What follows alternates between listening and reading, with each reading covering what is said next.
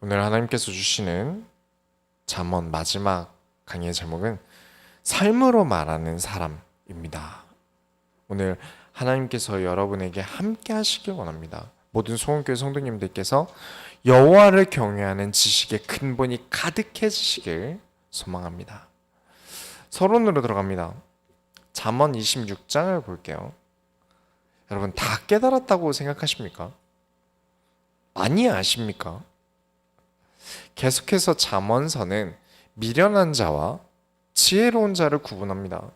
그런데 이 미련한 자라는 건 번역이 아주 신사적으로 됐다고 말씀드렸죠. 원뜻은 바보입니다. 그리고 25장, 26장 계속 미련한 자는 이렇다, 미련한 자는 이렇게 된다. 계속 미련한 자의 귀가 따갑도록 험담을 합니다. 왜냐? 그러지 말라는 것이겠죠. 너희가 미련한 자가 되지 않길 바란다. 너희가 바보가 되지 않길 바란다. 라는 것이겠죠. 26장 5절에 미련한 자에게는 그의 어리석음을 따라 대답하라. 두렵건대 그가 스스로 지혜롭게 여길까 하노라. 사람은요, 위로를 줘야 할 때도 있고요. 괜찮다고도 해야 돼요. 그런데 이게 너무 잘한다, 잘하고 있다 하면요. 진짜 잘하는 줄 아는 사람도 있어요. 부교육자 때 가르치던 친구가 하나 있는데 너무 비호감이라 사람들에게 좀 천대를 받았어요. 그래서 뭐라도 좀 가르쳐 줘서 좀 삶을 바꿔주고 싶었어요. 그래서 뭐 배우고 싶은 거 있냐 물어보니까 기타를 배우겠대요. 그래 좋다, 가르쳐 주겠다. 그래서 알려주는데 아무리 해도 배울 생각이 없어요. 그래도 어떻게든 독려하고 레슨 시간에 어느 누구는 지금 이 친구에게 친구야 너는 음감이 좋다. 음감이 좋으니까 잘할 수 있을 거야. 그래 놨더니 기타 연습은 절대 안 하면서 동네방네 자기는 음감 좋다고 했다고 자랑을 하고 다녀요. 그래서 하면 잘하는데 나는 하면 잘하는데 바빠서 못할 뿐이다. 자기는 음감이 되게 좋다. 이거에 또 자부심을 얻어서 돌아다녀요. 그래도 사역자로서 영혼 사랑하는 마음으로 어떻게든 끌고 가보려고 하는데 이번엔 노래를 배우겠대요. 기타는 자기 체질이 아닌가 봐요. 그래서 좋다. 그래서 하루 이틀 하더니 또 자기는 음감이 좋다고 이 사람 저 사람한테 떠들고 다니면서 아무 연습도 안 해와요. 그래 내 잘못이다. 그냥 아무 말 안 하고 가르칠 걸. 여러분의 신앙생활은 어떠하십니까? 나 다 알아.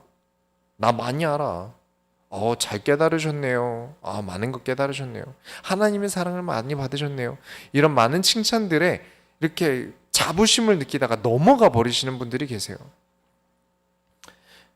그러다 좀 이렇게 성경에 대해서, 말씀에 대해서 좀 어려운, 목사님이 어떤 어려운 설교를 하게 되면 에이, 그렇게 어렵게 할 필요 없어. 신앙생활을 왜 그렇게 어렵게 해? 성경 꼭 많이 알아야 돼? 성경 가지고 으스대는 건 잘못된 겁니다. 내가 성경 많이 안다 그러면서 으스대는 건 진짜 잘못된 거예요. 하지만 알 필요 없다는 식으로 퉁치는 건 나쁩니다. 둘 다 잘못된 거예요. 다 깨달았다. 나는 다 안다. 목사님들은요, 대부분 모두가 깨닫고 모두가 느낄 수 있게 설교를 준비를 합니다. 어떻게든 알아듣게 하고 싶으니까요. 저도요, 토요일마다 엄청 걱정합니다. 진짜 이 말씀을 어떻게 하면 잘 전달할지. 내가 혹시라도 하나님 말씀이 전달되는데 내가 김민철이라는 사람이 방해가 될지, 정말 하나님의 마음이 잘 전달될지, 또 설교하는 목회자로서의 저의 마음이 성도들에게 얼마나 전달될지 많이 기도하고요, 많이 고민합니다. 어떻게든 알아듣게 해보려고 발버둥 치죠. 그런데 일반 성도들보다 조금 더 많이 공부하신 분들은 어떻게 나옵니까? 나 다 알아. 에이, 나 다 아는 얘기야. 뻔한 얘기 하는 거지. 그런 분들에게 정말 말씀드리고 싶습니다. 26장 12절에 네가 스스로 지혜롭게 여기는 자를 보느냐? 그보다 미련한 자에게 오히려 희망이 있느니라. 차라리 바보가 나아요. 하나님 말씀 앞에서 나 다 아는 얘기야. 에이, 뭐 뻔한 얘기지. 그 사람보다 바보가 낫습니다. 오히려 미련한 자에게 희망이 있다는 거예요. 왜죠? 고이고요. 썩어가요. 다 안다고 생각하는 순간 썩어가요. 특히 이렇게 돈을 많이 버신 분들이, 교회에서 그런 분들이 좀 계시더라고요. 돈을 많이 버는 법을 아는 내가 저런 목사보다 낫다. 어린 게 뭘 알겠어. 아니, 저렇게 가난한 사람이 응답이니 축복이니 말하면 이게 얼마나 하찮아. 그분들은 딱 거기까지예요. 아무 희망도 없어요. 내가 잘났다는 갑에 취하면요, 사람이 정말 이상해집니다. 말은 계속 못 가리지, 못 가리고 한 말들이 모여서 나의 인성을 재조직해요. 나는 완전 남에게 지적질하고 남을 우습게 보는 사람으로 내 인성이 점점 바뀌어가요. 겨우 돈 때문에 하나님의 말씀에 에이 뭘 알겠어. 그렇게 신앙생활 많이 했다는 사람들이 그렇게 가난한데 뭐. 네, 그만큼 돈을 많이 번다는 건요, 어려운 일이에요. 아무나 못 모읍니다. 인정합니다. 아무나 많이 벌 수 있는 게 아니에요.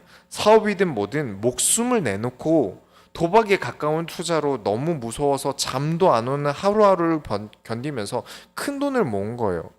대단한 겁니다. 그러나 하나님의 말씀은 그 어떤 것으로도 얻을 수 없습니다. 하나님이 주셔야 해요. 돈으로 살 수 있다고 생각하십니까? 목사님을, 부교역자를 맨날 불러서 예배를 드리면 될까요? 헌금을 많이 내면 될 것 같아 보이십니까? 전혀 그렇지 않습니다. 교회는 신앙 공동체입니다. 그러나 신앙 생활은 하나님과 나의 1대1이에요. 나와 하나님과의 관계입니다. 누구도 줄 수 있는 게 아니에요. 이 사이에 누구도 끼어들어서는 안 됩니다. 내가 하나님을 바라보는 거예요. 그래서 성경은 언제나 겸손이 가장 중요한 미덕입니다. 사람에게 겸손이 아닙니다. 여호와를 경외하는 겸손을 가지셔야 합니다. 하나님을 경외하기 때문에 함부로 말하지 않는 것이고, 하나님을 경외하기 때문에 하나님의 말씀에 나를 맞추는 것입니다. 하나님을 경외하기 때문에 영혼을 사랑하는 것이고요. 오늘이 잠언 마지막 시간입니다. 여러분, 하나님을 경외함으로 나의 인생의 삶이 하나님과 맞아 떨어지시길 바랍니다. 겸손할 수밖에 없고 함부로 할 수 없는 하나님을 경외함이 나의 삶으로 가깝게 붙어서 내가 다 안다, 다 깨달았다, 내려놓게 되시길 축원합니다. 본론으로 들어갑니다. 잠언 27장을 볼게요. 삶의 근거가 없는 사람은요, 가볍습니다. 가벼운 사람이에요. 27장 1절부터 2절에 너는 내일 일을 자랑하지 말라. 하루 동안에 무슨 일이 일어날지는 네가 알 수 없음이니라. 타인이 너를 칭찬하게 하고 내 입으로는 하지 말며 외인이 너를 칭찬하게 하고 내 입술로는 하지 말지니라. 서론에서 보셨다시피 내 자랑으로 더는 나아가지 못하는 사람이 되셔서는 안 됩니다. 내 아는 것 조금 있는 것 가지고 다른 사람들 하찮게 보면서 하나님 말씀으로 더 나아가지 못하는 사람이 되시면 안 돼요. 내 입으로 자찬하지 말라는 것이죠. 정말 좋은 목적이에요. 고이지 않겠죠. 어떻게는 더 칭찬받기 위해, 인정받기 위해 고군분투할 것입니다. 삶으로 칭찬을 받으셔야 돼요. 자기 자랑하느라 시간 가는 줄 모르는 사람, 정말 없어 보입니다. 비어 보여요, 사람이.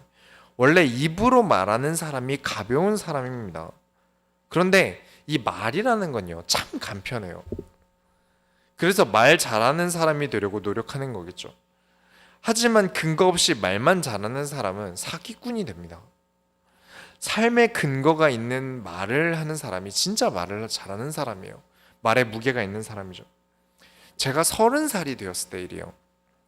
제가 16살 때 처음 드럼을 치고 18살 때부터 일렉기타로 갈아타고 21살 때부터 이제 보컬도 하고 작곡도 해왔어요.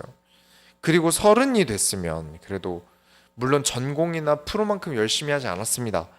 그래도 취미생활로라도 계속 해왔어요. 그렇게 해온 시간이 있지 않겠습니까? 그런데 제가 학교에 있을 때 자꾸 클래식 전공이나 이렇게 실용음악과 전공하는 친구들이 혹은 또 큰 교회에서 찬양인도 하던 그런 친구들이 저에게 자꾸 훈계질을 해요. 전공이 아니다 이거죠. 그래서 음악이라는 게 뭔지 저를 가르쳐요. 그래 좋습니다. 제가 모르는 걸 가르쳐 주면 저는 감사히 받을 거예요. 저는 전공이 아니니까요. 그런데 가르쳐 주는 걸 넘어서 저에게 쓸데없는 짓을 한다라는 식으로 얘기를 자꾸 해요. 그런 취급을 해요. 쓸데없는 짓을 하는 사람. 그러다 30살에 제가 앨범을 냅니다. 모든 악기 연주를 혼자 다 했고요. 2곡을 디지털 싱글로 냈어요. 작사, 작곡 모든 걸 다 제가 했습니다. 그렇게 되니까 그 전공자 친구들이 바로 조용해지더라고요. 한마디도 못해요. 아무도 저한테 와서 이래라 저래라 하지 못해요. 왜냐? 그렇게 시간 쓰고 학교 다녔는데 앨범 못 내는 사람이 정말 많아요. 앨범 내기가 그렇게 힘듭니다. 근거가 생겼어요. 제 음악에 대해서 할 말이 생기고 근거가 생기니까 사람들이 아예 말을 못 하더라고요. 지금까지도 한 말이 있으니까요. 이 경험 이전까지의 저는 제 비전을 말로만 제시했어요. 말로 어떻게든 설명하려고 노력했습니다. 제가 생각하는 것들을 말하기 바빴어요. 그랬는데 더는 말할 필요가 없다는 걸 깨달았습니다. 삶이라는 것이 나의 말에 무게를 실어준다는 걸 알았어요. 어떤 사람의 말은 다 맞는 말을 하는데도 귓등으로도 안 들리는 사람이 있죠. 근데 어떤 사람은 말은 별 얘기 안 하는데 한마디 했는데도 그 말이 엄청 무겁게 들리는 이유는 그 사람이 살아온 삶이 그 말에 무게를 실어주기 때문입니다. 그만큼 작품이나 근거가 될 만한 많은 것들을 눈에 보이게 두면 할 말이 없어요. 그때 깨달은 게 역시 사람은 입으로만 말하는 게 아니라는 겁니다. 우리는 눈으로도 말을 할 수 있고요. 그렇죠? 눈으로 말할 수 있고 손으로도 말할 수 있고요. 뒷모습으로도 말할 수 있고요. 표정으로도 말할 수 있고요. 역시 인생은 실전이죠. 입으로는 뭔들 못하겠습니까? 입으로는 우주도 갈 수 있고요. 화성도 갈 수 있어요. 삶으로 말하셔야 합니다. 우리는 삶으로 말해야 돼요. 이것이 여러분이 가치 있는 삶을 사셔야 하는 이유입니다. 가치 있는 삶을 사셔야 돼요. 말로 나의 가치를 올릴 생각하지 마시고 나의 삶을 가치 있게 사셔야 돼요.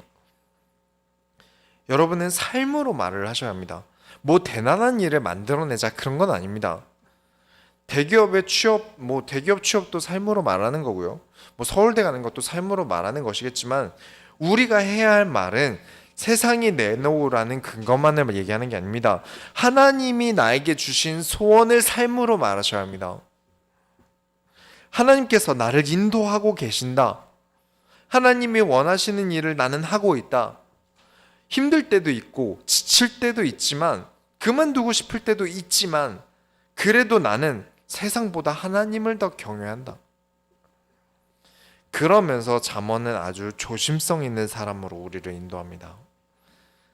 하나님을 경외하니 함부로 말하지 말고 함부로 화내지 말고 조급해하지 말고 말로 설명하기보다 오래 걸려도 삶으로 말하고 등등 감정적으로 행동할 모든 것을 포기시킵니다. 이 생각을 가지고 4절 5절을 보겠습니다. 27장 4절 5절에 부는 잔인하고 노는 창수 같거니와 투기의 앞에야 누가 서리오 면책은 숨은 사랑보다 나으니라. 앞에 지금 말씀드렸던 이 교훈들 없이 이 말만 들으면 역시 사람은 용서해야 되는구나. 사람들이 나를 갈갈이 찢어놔도 나를 아무리 힘들게 해도 나는 용서하는 삶을 살아야 돼 라고 알아듣게 돼요. 성경에 이런 용서, 면책 같은 구절만 떼서 보면 정말 오해하기 쉬워요. 몇 번이고 말씀드리지만 말이라는 건 말하는 사람의 의도를 들을 줄 아셔야 됩니다. 예를 들자면 제가 좀 불편한 사람과 김치찌개를 먹었다 칠게요. 근데 그걸 먹다가 김치찌개를 먹다가 결국 체했어요. 근데 듣는 사람이 듣고 싶은 대로 들어버리면 김치찌개 먹으면 체한다라고 잘라 들으면 어떻게 될까요? 완전 오해하는 거죠. 김치찌개를 먹어서 체한 게 아니라 불편한 사람과 먹다 보니까 체한 거죠. 그렇게 말을 잘라서 듣고 단어만 떼서 들으면 오해가 생깁니다. 성경을 볼 때 단어만 자르거나 구절 하나만 자르는 건 쉽게 오해를 일으킬 수 있어요. 잠언의 목적은 하나님을 경외하게 만드는 데 있습니다. 그렇다면 이 구절은 몇 가지를 더 생각해 볼 수 있어요. 첫 번째는 누군가 하나님께 돌아오게 하기 위해 용서해야 되는 경우입니다. 내가 하나님을 경외하기 때문에 용서해줘야 되는 경우예요. 우리 소원교회를 떠난 분도 계시고요. 뭐 잠수를 타고 계신 분도 계시고 등등 몇 분 계시죠. 다시 오게 되면요, 얼마든지 환영해 드릴 겁니다. 제가 너무 분노하여 어떻게 우리 교회를 등지고 나를 등지고 이런다면 누가 다시 돌아올 수 있겠어요? 어린 나이에 실수할 수도 있고요. 뭐 사람이라 방황할 수 있어요. 괜찮습니다. 그런 면에서 면책은 숨은 사랑보다 낫죠. 그저 돌아오신다면 제가 볼 정도는 귀엽게 꼬집을 수 있는 기회를 주시면 감사하겠습니다. 또 한 가지 생각해 볼 것은 이 잠언은 누굴 가르치고 있습니까? 나를 가르치고 있어요. 짐승과 같이 못 참고 절제하지 못하고 감정대로 아무 말이나 뱉고 이런 짐승이 아니라 정말 사람으로 만들어내고 싶어서 하나님이 쓰신 책이 잠언이에요. 그런 사람에게 분과 노는 창수라는 말은, 이 창수라는 말은 분노하는 홍수라는 뜻입니다. 그런 분이 있더라도요, 내 감정이 당장 그렇다 하더라도 절제할 수 있게 만들고자 하는 의도가 있어요. 이런 의도는 읽어내지 못하고 무조건 면책하고 용서하고 참아줘라. 여러분, 그러시면 안 됩니다. 방관은요, 악인이 악을 행할 용기를 줍니다. 지나친 용서는 넘어도 안 되는 선을 만들어주는 꼴입니다. 넘지 말아야 할 선을 넘게 만들어주는 꼴이 돼요. 그 사람이 넘지 못하도록 선을 그어주는 역할을 내가 못한 내 잘못이 돼요. 이렇게 얘기하면 또, 아니 목사님, 예수님은 용서하라고 하셨는데요, 십자가에서 모든 것을 용서하셨는데요, 하나님은 나의 죄를 사해 주셨어요. 그러니까 우린 용서하는 삶을 살아야 되는 거 아닙니까? 네, 맞습니다. 예수님은 모든 죄악을 용서하셨습니다. 그러나 선을 넘으실 때 어떻게 하셨습니까? 혼내셨습니다. 잊지 마셔야 돼요. 예수님께서 화를 내신 구절들이 없습니까? 조금밖에 안 됩니까? 아니요, 많아요. 혼내지 않으면요, 깨닫지 못합니다. 훈계 없이는 알지 못하기 때문에 그렇습니다. 무조건 덮어주시는 고, 무조건 방관하시고, 무조건 모른 척 하셨습니까? 바른 길로 인도하는 스승은 그런 스승이 아닙니다. 내버려두는 스승이 아니에요. 화를 내서라도, 혼을 내서라도 어떻게든 끌고 가고 싶은 게 스승의 마음이에요. 예수님은 용서를 말하셨습니다. 정말 많이 용서하라고 말씀하셨어요. 그 용서를 가르치시기 위해 삶으로는 혼내시고 훈계하셨습니다. 여러분, 3살짜리 아이도요, 엄마 아빠가 화를 내는지 혼을 내는지 구분합니다. 어떠한 일이 있어도 혼을 내셔야지 화를 내시면 안 돼요. 감정에 지배당한 훈계를 하시면 안 됩니다. 진짜 잘못한 게 있고 죄악이 있다면 감정을 내려놓고 화를 내는 게 아니라 분명한 시시비비를 가리고 죄값을 치르게 하고 용서하셔야 됩니다. 예수님의 용서는 언제나 이 과정을 거쳤어요. 무조건 용서하신 게 아닙니다. 예수님의 말만 듣고 행동은 왜 보지 않으십니까? 삶도 말입니다. 우리는 삶을 봐야 합니다. 그래야 우리는 사기를 당하지 않아요. 팔랑귀에 넘어가지 않습니다. 그리고 삶으로 말할 줄 아셔야 합니다. 여러분, 지혜로운 자가 되시기 바랍니다. 두 번째로, 잠언 28장부터 29장을 보시면 삶으로 존경받는 사람이 되십시오. 우리 모든 소원교회 성도님들은 말로 때워서 존경받는 사람이 아니라 삶으로 존경받는 사람이 되십시오. 28장 4절부터 5절에 율법을 버린 자는 악인을 칭찬하나 율법을 지키는 자는 악인을 대적하느니라. 악인은 정의를 깨닫지 못하나 여호와를 찾는 자는 모든 것을 깨닫느니라. 정말 우리 모든 소원교회 성도님들은 잘 아시겠지만 혹시라도 소원교회 설교를 처음 듣는 분이 계실 수 있기 때문에 또 말씀을 드립니다. 율법이 무엇입니까? 구약에서 말하는 율법은 모세의 오경을 말합니다. 물론 진짜 지켜야 할 법이라는 뜻도 가지겠지만 함께 생각해보면 하나님께서 반드시 지키라고 주신 마음의 법이 되는 말씀으로 보시는 게 정확합니다. 말씀을 버리면 우리는 악인을 칭찬합니다. 인간은 그래요. 당연하죠. 자기 삶을 말씀 앞에 세워보지 못하니까 악인을 볼 눈이 없어요. 악인을 구분할 눈이 없습니다. 자신이 얼마나 부족한지 알면 조심할 텐데 부족하다는 걸 몰라요. 조심성이 없어서 악인의 말에 꿰어 넘어갑니다. 물론 사람마다 개인차가 있겠죠. 워낙 조심성이 있는 사람들은 그럴 일이 없을 테니까요. 하지만 그 사람이 좋아하고 칭찬하고 존경하는 사람 중에 악인이 없을까요? 우리는 어떤 사람이 악인인지 의인인지 모릅니다. 우리는 구분할 만한 눈이 없어요. 그러나 악인은 대적하는 자세를 항상 취하셔야 됩니다. 악인을 보려고 구분하려는 자세는 항상 취하셔야 돼요. 잘못된 것에 해선 안 될 범죄자에게 돈을 투자하는 일은 없을 겁니다. 거짓 목회자와 사이비 종교에 마음을 주는 일도 없을 겁니다. 왜죠? 의인은 하나님의 말씀으로 살아가니까요. 그래서 항상 경계합니다. 하나님의 말씀에 맞는가 안 맞는가.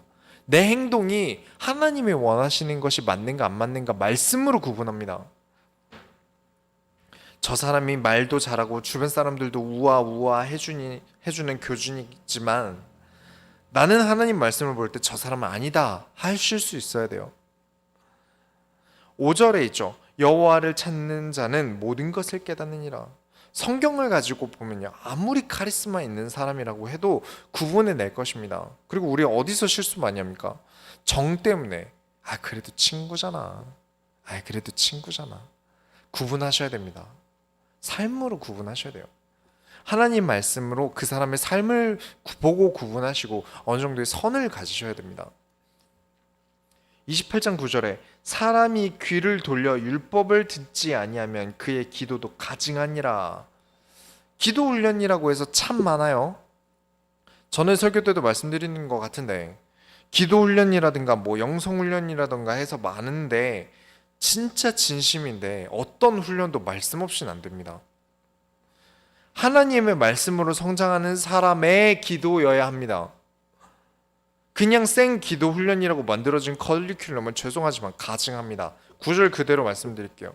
사람이 귀를 돌려 율법을 말씀을 듣지 아니하면 그의 기도도 가증하니라. 물론 따로 할 수 있어요. 찬양의 밤도 가질 수 있고 철야 기도회로 기도를 많이 하는 시간도 가질 수 있어요.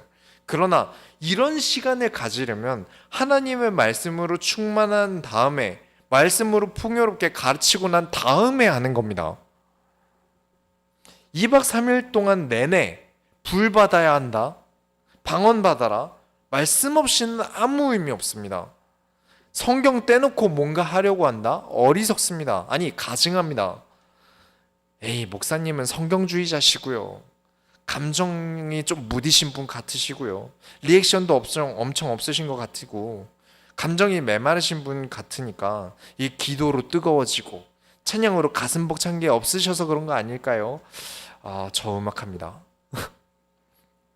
그것도 막 달리는 음악 잘 못해요. 신나는 음악 잘 못하고 그리고 심지어 사랑 노래는 제가 얼마나 많이 써봤을까요? 가사는 감수성 없이는 어떻겠습니까? 겉으로 표현을 잘 못할 뿐이에요. 표정으로 표현을 잘 못할 뿐이에요. 얼굴에 드러나게 잘 못할 뿐이에요. 이건 제 태생적인 문제예요. 전에 말씀드렸죠. 제가 백일 사진과 돌 사진을 다 커서 30이 넘어서 봤는데 눈이 엄청 우울하게 생겼어요. 29장 19절에 종은 말로만 하면 고치지 아니하나니 이는 그가 알고도 따르지 아니함이라. 이 말은 갑질을 하라는 말일까요? 역시 때려야 말을 듣는단 말일까요? 말로 하면 고치지 않는데요. 좀 더 설명하겠습니다. 20절 21절에 바로 다음 구절 20절 21절에 네가 말이 조급한 사람을 보느냐 그보다 미련한 자에게 오히려 희망이 있느니라. 종을 어렸을 때부터 곱게 양육하면 그가 나중에는 자식인 채 하리라. 종에 대한 얘기를 할 거면 19절 다음에 바로 21절이어야 되는데 그 중앙에 20절이 있어요. 뜬금없이 껴있습니다. 왜 이렇게 뜬금없이 넣었을까요? 참 쉽게 써놨으면 참 좋을 텐데요. 여기에 진짜 가르치고 싶은 의도는 리더십을 얘기하는 겁니다. 지금을 생각하시면 안 됩니다. 그 당시에 이스라엘을 생각하셔야 돼요. 종이 많고요. 법이 제대로 돼 있던 때가 아닙니다. 모든 걸 개인의 권력과 카리스마로 운영하던 시기예요. 그저 아무 생각 없이 내가 갑이니 무조건 까라는 대로 까라. 아니죠. 여기 말로 안 된다고 써 있지만 때리라고 되어 있습니까? 아닙니다. 사람을 보고 구분하라는 거예요. 당신 CCTV도 없습니다. 사람 말도 고자질하는 사람 말 그대로 들으면 또 분란이 생겨요. 지도자의 판단력이 굉장히 중요합니다. 사람을 보고 구분하라는 거예요. 아무리 능력이 있어도 급한 사람을 쓰는 것보단 차라리 미련한 사람을 가르치는 게 낫다는 거예요. 말만 번지르르한 사람보다는 그래도 손도 느리고 능력도 별로 없어도 그 사람이 낫다는 거예요. 이 부교육자분들 참 고생 많으세요.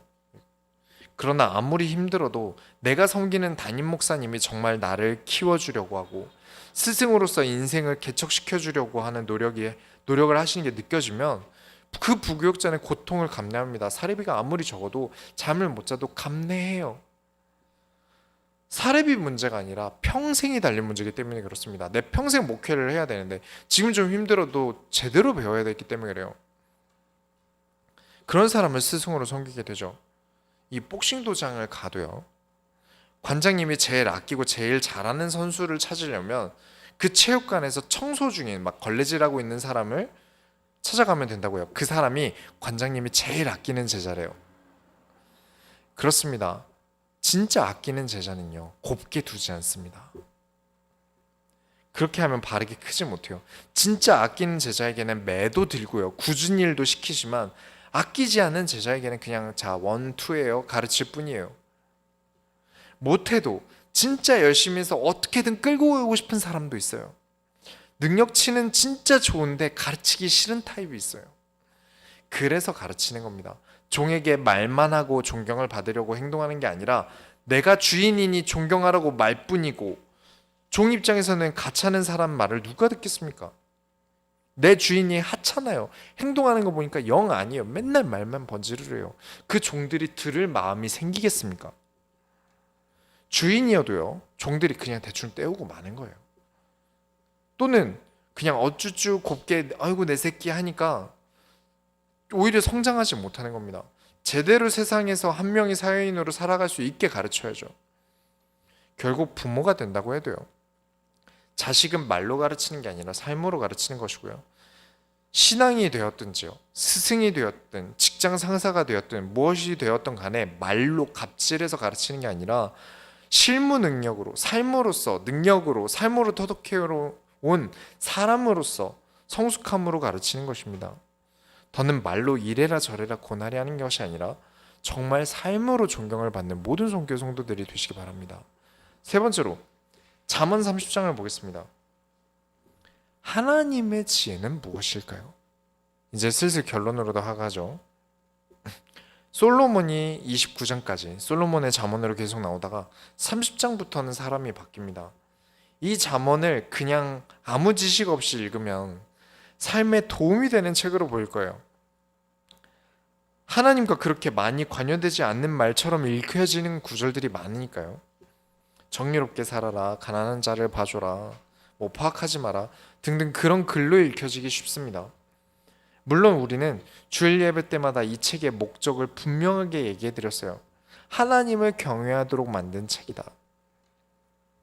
그냥 단순히 삶에 도움되라고 만든 책이 아니라 하나님을 경외하는 사람은 어떻게 되는가를 알려준 거예요. 초반에 분명 성경을 읽을 때 1장이 잠언을 읽을 때 반드시 이 눈으로 읽어라 라고 말해주는 서론이라고 말씀을 드렸죠. 그런데 29장까지 읽으면요, 그냥 읽다 보면 까먹기 쉬워요. 말 조심해야 하고 조급해하지 말고 이렇게만 읽혀질 거예요. 그런 우리에게 30장은 다시 결론을 내가면서 똑바로 잠언을 읽기를 가르칩니다. 기억하십니까? 하나님의 지혜는 무엇입니까? 하나님의 지혜는 뭐라고 말씀드렸습니까? 지난주에 그리스도는 하나님의 지혜입니다. 30장 2절부터 4절에 나는 다른 사람에게 비하면 짐승이라 내게는 사람의 총명이 있지 아니하니라. 나는 지혜를 배우지 못하였고 또 거룩하신 자를 아는 지식이 없거니와 하늘에 올라갔다 내려온 자가 누구인지 바람을 그 장중에 모은 자가 누구인지 물을 옷에 싼 자가 누구인지 땅의 모든 끝을 정한 자가 누구인지 그의 이름이 무엇인지 그의 아들의 이름이 무엇인지 너는 아느냐? 그냥 나는 사람인데, 그래, 다른 사람에게 비해도 나는 아무것도 아닌 사람인데, 그런데 나는 알고 있는 게 하나 있다. 하늘에 올라갔다 내려온 자가 누구일까요? 죽음을 이기신 분이죠. 바람을 모으고 물을 땅에 싸신 분이 누구실까요? 창조주십니다. 그런데 그의 아들의 이름이 무엇일까요? 지금 삼위일체 하나님을 말씀하는 겁니다. 그러면서 하시는 말씀이 5절에 하나님의 말씀은 다 순전하며 하나님은 그의 의지하는 자의 방패시니라. 창조주, 그의 아들 예수님은 무엇입니까? 요한복음 1장에 나오죠. 말씀이 곧 하나님이신데 그 말씀이 육신을 입고 오신 분이 예수님이십니다. 그래서 우리에게 그리스도는 하나님의 지혜가 됩니다. 우리는 그리스도를 말하는 교회입니까? 아니죠. 우리 교회는 시작할 때 우리는 그리스도 말하자고 시작하지 않았습니다. 하나님의 자녀 모두에게 주신 똑같은 하나님의 소원이 뭐라고 말씀드렸습니까? 그리스도로 살아가는 것입니다. 우린 그리스도 말하지 않습니다. 그리스도로 살아갑니다. 삶으로 말하는 교회입니다. 30장 7절부터 8절에 내가 두 가지 일을 주께 구하였사오니 내가 죽기 전에 내게 거절하지 마시옵소서. 곧 헛된 것과 거짓말을 내게서 멀리하옵시며 나를 가난하게도 마옵시고 부하게도 마옵시고 오직 필요한 양식으로 나를 먹이시옵소서. 왜일까요? 하나님 부자가 되게 해주세요. 얼마나 좋아요. 진짜 하나님이 나를 가난하게도 부자가 되게도 만들지 말라고 기도한 걸까요? 필요한 양식으로 먹이시옵소서. 하나님의 일을 내가 멈추지 않고 한다면 이 필요한 양식의 양이 커져야 돼요. 할 일이 많으니까요. 하나님은 지원하실 수밖에 없으실 겁니다. 그렇다면 아무리 부해져도 부하지 않습니다. 내가 아무리 많은 돈을 가져도 난 부한 사람이 아니에요. 하나님 나라에 필요한 만큼 받았으니까요. 그렇다고 가난한 것도 아니죠. 그러나 내 삶을 자꾸 남에게 뽐내기 시작하면 어떻게 됩니까? 그때부터는 9절에 혹 내가 배불러서 하나님을 모른다 여호와가 누구냐 할까 하오며 혹 내가 가난하여 도둑질하고 내 하나님의 이름을 욕되게 할까 두려워함이니이다. 그때는 내가 진짜 배부르면 하나님의 일 때문에 충분한 게 아니라 내가 배부를 정도가 되면 그때는 아무렇지 않게 하나님을 모른다 여호와가 누구냐 하게 될 것입니다. 이것이 신앙인으로서 재산, 부, 돈을 보는 지혜입니다. 그리스도로 살아가며 하나님의 일을 하는 사람으로서 지혜롭게 행동하는 것입니다. 하나님을 얼마나 경외하는지 내가 하나님을 잊은 사람이 될 바에는 부하지 않게 하세요. 내가 하나님을 경외하는 사람이기 때문에 하나님 내가 하나님을 잊게 될 바에는 저를 배부르게 하지 마세요. 인간이라면 먹는 거 안 좋아하는 사람이 어디 있습니까? 제가 저희 친동생 운전 연수를 이번 주 수요일에 해줬는데 지갑을 동생 차 안에 두고 나왔어요. 그리고 집에 와서 그리고 금요일까지 수요일부터 금요일까지 지갑이 없이 살았어요. 그랬는데 제가 운동을 끝나고 밖에 나왔는데 너무 목이 마른 거예요. 근데 지갑이 없어요. 너무 깝깝해요. 옛날에 이 고드름이라는 아이스크림 있었죠. 이 아이스크림 종류 중에 복숭아 맛이 있어요. 이 아이스크림 안에 게토레이나 바카스 같은 걸 넣어서 먹으면 없던 에너지도 생겨요. 엄청 갈증이 날아갑니다. 운동할 때 먹으면요 맛이 기가 막혀요. 땀 쫙 흘리고 나면 먹으면. 근데 지갑이 없어서 못 먹어요. 얼마나 깝깝할까요? 아이스크림 하나 못 사 먹는 인생은 얼마나 고달플까요? 그런데 하나님 모르고 살 바에는 그 갑갑하고 비참한 인생이 낫답니다. 하나님을 잊고 살 바에는 못 먹고 못 입는 게 낫답니다. 이런 하나님을 경외함을 모든 소원교회 성도님들이 가지시기 바랍니다. 하나님 없이 살아가는 게 나는 그만큼 싫습니다. 그리스도 없이 살아갈 바에는 가난하게 살겠습니다.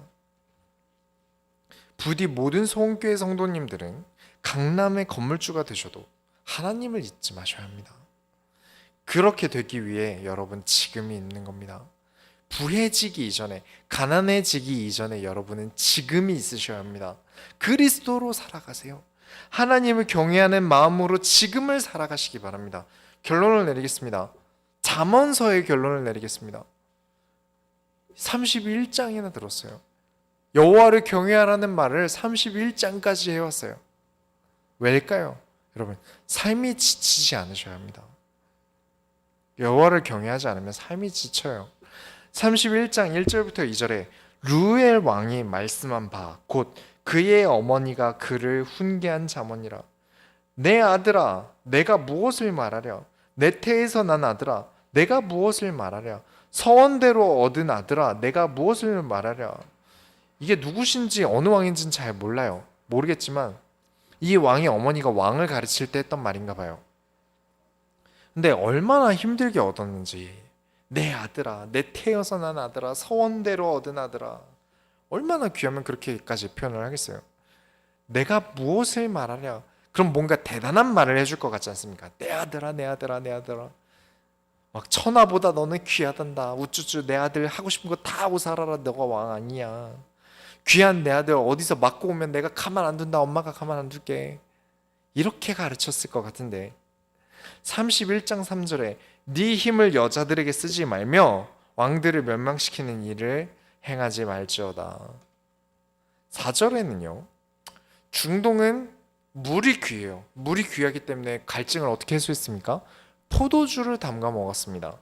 그런데 왕에게 술 먹지 마라 합니다. 왕쯤 되면 물 얼마든지 먹을 수 있지 않냐? 술을 마시다가 법을 잊어버린다. 왕이, 지도자가 법을 잊어버리면 어떻게 되겠습니까? 누가 고통스러워지나요?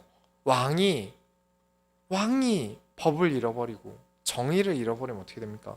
평범한 사람들, 아니 그보다 더 힘든 삶을 살고 있는 저층민 사람들이 고통을 받습니다. 예전에 창세기 때 말씀을 드린 것 같은데 어느 나라든 나라의 엄청난 권력자들이 다 왕의 친구들이, 왕의 술 친구들이 권력자입니다. 왕의 술 맡은 사람들이죠. 왜냐하면 왕에게 계속 술을 먹이고 왕이 기분 좋게 취했을 때 한마디 거들면 돼요. 폐하, 저희 아들이 이제 곧 20살이 되옵니다. 그러면 왕이, 아 그래? 내 친구 아들이면 막 장군감이겠네, 막 장군 시켜라, 이러고 진짜 장군이 돼버려요. 왕명이지 않습니까? 또 마음에 안 드는 사람 있으면, 아 폐하, 요즘에 누가 자꾸 저를 괴롭힙니다, 그러면 진짜 죽여줘요. 그래서 왕의 술 친구는 엄청난 권력자가 됩니다. 그렇게 나라가 지 멋대로 돌아가면 결국 가장 고통받는 사람은 가장 아래에 있는 사람들이에요. 그래서 지혜로운 어머니께서 왕을 가르치실 때 아예 술을 먹지 말라라고 가르치신 거예요. 정말 멋진 어머니세요. 그 다음에는 어떤 아내를 맞이해야 되는지도 알려줍니다. 현숙한 여인을 찾아내라. 성실한 아내를 맞이해라. 힘 좀 쓸 줄 아는 아내를 데려와라. 한 번도 얼굴은 예뻐야 하고 쓰리 사이즈가 어떻게 되어야 되는지 말하지 않습니다. 학벌도 얘기하지 않아요. 되려 튼튼한 아내, 똑똑한 아내를 데려오라고 합니다. 왜일까요? 굳이 자문서에 하나님의 말씀에 이런 여자를 구원해놔라고 왜 얘기를 할까요? 여기까지 읽어보면 어떤 아내가 좋은 아내인가를 설명하는 것 같아요. 다 그렇게 보실 거예요. 그러나 반전이 있습니다. 오늘 본문을 보겠습니다.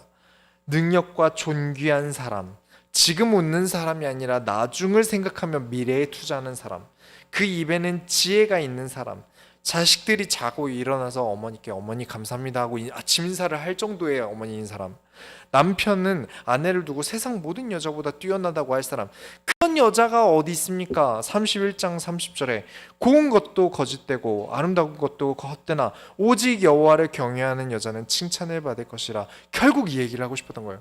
여호와를 경외하는 사람. 어떤 사람을 만나서 결혼해야 됩니까? 아내든 남편이든 누구다 됐든 간에 여호와를 경외하는 사람. 진짜 하고 싶은 말은 여호와를 경외하는 사람은 이렇게 된다. 우리가 잠언을 보면서 하나님을 경외하고 살아간다는 게 어떤 건지 보았습니다. 하나님을 경외하고 사는데 짐승처럼 아무 말이나 하는 사람이 아닌 조심하며 생각하며 말하는 사람이 되겠죠. 여호와를 경외하니까요. 감정적인 사람이 아니라 전략적인 사람이 될 거고요. 왜냐? 하나님이 원하시는 게 뭔지 계속 저울질할 테니까요. 감정에 눈먼 사람이 되지 않으려고 할 거고요. 그저 말뿐인 사람이 아니라 삶으로 말하고 하나님의 말씀을 삶으로 가져오는 사람이 될 겁니다. 먹을 것에 사로잡혀 사는 사람이 아니라 사람들이 나에게서 흠을 찾을 수 없는 사람이 될 겁니다. 왜냐? 여호와를 경외하니까요. 그 얘기를 하고 싶었던 거예요. 여호와를 경외하는 사람은 이렇게 된다. 이런 사람이 되고 싶은 게 우리가 간절히 원하는 거 아닙니까? 지혜로운 사람, 짐승 같지 않은 사람, 세상에 빛이 되는 사람. 사람들이 전부 이런 걸 갖추기 위해서 공부도 열심히 하고요. 사회생활하면서 힘들어서 울기도 많이 울기도 하고요. 그러면서 겨우겨우 배워와요. 그렇게 배우면 우린 참 지칩니다. 에너지의 공급 없이 소문만 있기 때문에 너무 힘들어요. 그래서 어떻게 합니까? 술을 많이 마시는 사람도 있고요. 환승이별해가면서 남자친구를 계속 바꿔가면서 단 하루도 혼자서는 살 수 없는 사람도 있고요. 집에 와서는 부모님께 온갖 히스테리 다 부리는 사람도 있고요. 등등등등. 사람들은 소모된 에너지를 채울 방법을 몰라서 고장 신호를 보내는 겁니다. 술 많이 먹고 사람 계속 바꿔서 사귀고 집에 와서 계속 히스테리 부리는 게 사실은 내가 계속 고장나고 있으니까 지금 고장 신호를 계속 빨간불을 보내고 있는 거예요. 내가 고장이 나고 있는 거예요. 그런데 사람들은 모릅니다. 그냥 일을 그만두면, 일을 쉬면 나을 것 같고, 혹은 사람 하나 죽이면 편할 것 같고, 그렇지 않습니다. 우리가 지치지 않는 방법은요, 하나님을 경외하는 데 있습니다. 하나님을 위해 살아가는 삶밖에 없습니다. 창조주께서 기억하실 것이다. 내 삶이 그저 밥 먹고 사는 데 있는 것이 아니라 하나님 나라를 위해 쓰임받고 있다. 그리고 하나님을 경외하는 삶을 살면서 일주일 내내 내 삶에서 하나님이 역사하시는 것을 내가 직접 본다면 나는 지치지 않을 것입니다. 이렇게나 하나님이 나를 지켜주시는구나. 하나님이 나의 삶에 이렇게 역사하시는구나 안다면 아무리 힘든 일이 있어도 지치지 않고 고장나지 않을 거예요. 물론 영화도 보시고요. 취미생활도 하시고 즐기시고 가끔 술도 드시는 거 괜찮습니다. 노래방에 가서 노래를 실컷 불러도 좋고요. 잠시 해소하면서 이렇게 지친 뇌를 쉬게 해주는 건 굉장히 좋아요. 그러나 잠시 해소했을 뿐인 것도 아셔야 합니다. 결국 내 문제는 바뀐 게 없어요. 잠깐 쉬었을 뿐이에요. 물론 이건 또 하셔야 됩니다. 내 주변 환경도 삶도 아무것도 바뀐 게 없어요. 그래서 뭐가 찾아옵니까? 허무함이 찾아와요. 이런 반복을 사는 사람을 잠언에서 뭐라고 합니까? 미련한 자는, 어리석은 자는, 우리식으로 말하면 신앙 바보는 그렇게 삽니다. 여호와를 경외하는 지식의 근본이 없는 사람은 짐승과 다를 바 없어집니다. 짐승이란 건 어떻습니까? 무조건 하고 싶은 대로 해야 되고 하기 싫은 건 죽어도 안 하고. 허나 우리 소원교회 성도들은 다릅니다. 내 삶을 하나님께 드려 계속해서 더 나아가고 더 바뀌어 갑니다. 내가 바뀌어서 내 주변 모든 환경을 바꿔나갑니다. 그런 점에서 절대 잊지 마셔야 됩니다. 올해 소원교회의 주제 설교가 무엇이었습니까? 삶을 향한 도전입니다. 나의 삶에 도전하세요. 올해는 절대 멈추지 마셔야 합니다. 나의 삶을 더욱 하나님께 드리는 진짜 지혜를 가진 모든 소원교회 성도들이 다 되시기 바랍니다. 우리가 하나님의 소원을 이뤄드립시다. 하나님 감사합니다. 우리가 하나님께 나아가며 하나님을 경외합니다. 하나님을 경외함으로 나의 인생이 바뀌게 하여 주옵소서. 살아계신 예수 그리스도의 이름으로